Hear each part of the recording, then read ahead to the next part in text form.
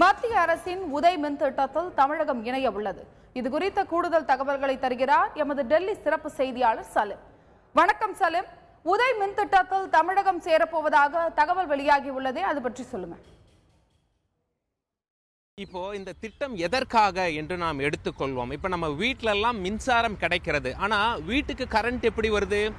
அதை நாம நிலக்கரியிலிருந்து தயாரிப்போம். சில இடத்துல அந்த ராட்சச விண்டு மில்லாம் வச்சிருப்போம், காற்றாலை அப்படின்னு சொல்லுவோம். சில இடத்துல தண்ணீர்ல இருந்து மின்சாரம் நாம தயாரிப்போம். தண்ணீர்ல இருந்து கரண்ட் எடுக்கிறோம், அதை வீட்டுக்கு கொண்டு வந்து சேர்க்கணும்ல, அதைத்தான் விநியோகம் என்று சொல்கிறார்கள்.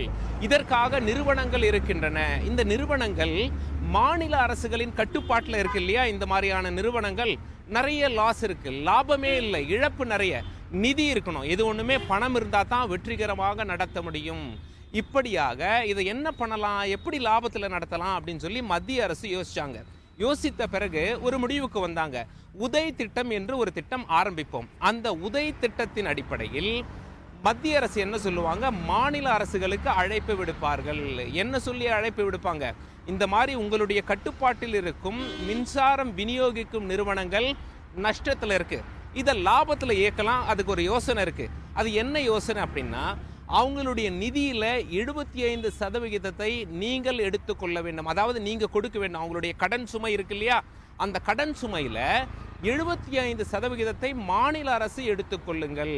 அதற்கு பதிலாக அந்த பணத்துக்கு யாரெல்லாம் பணம் கொடுக்குறான் அவங்களுக்கு பாண்ட் என்று ஆங்கிலத்தில் அழைப்பார்கள். அந்த பாண்டு மூலம் அவங்களுக்கு கொடுங்க. மீதி இருக்க 25%க்கு பாண்டு கொடுக்கறத கம்பெனியே பார்த்துக்கிட்டோம்.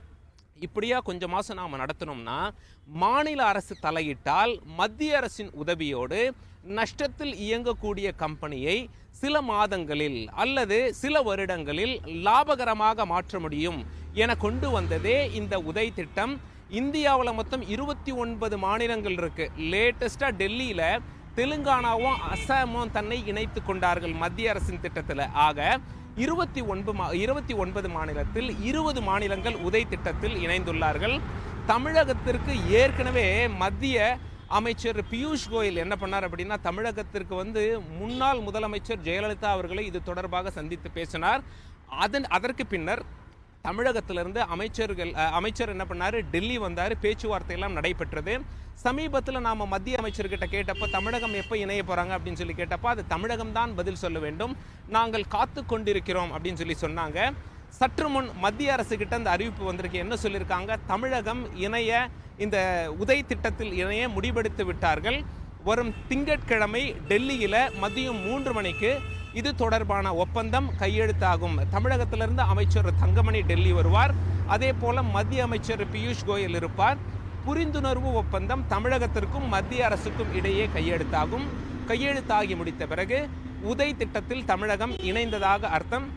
இந்த திட்டத்தின் மூலமாக மின்சாரம் விநியோகிக்கும் கம்பெனிகள்லாம் இருக்கு, இது நஷ்டத்தில் இயங்குது. இந்த கம்பெனிகள் கூடிய விரைவில் லாபகரமாக மாறும் என்ற நம்பிக்கை மத்திய அரசுக்கு இருக்கிறது அப்படின்னு சொல்லி மத்திய அரசு வட்டாரங்கள் நமக்கு தகவல் சொல்லியிருக்காங்க. சலீம், உங்களுடைய தகவலுக்கு நன்றி.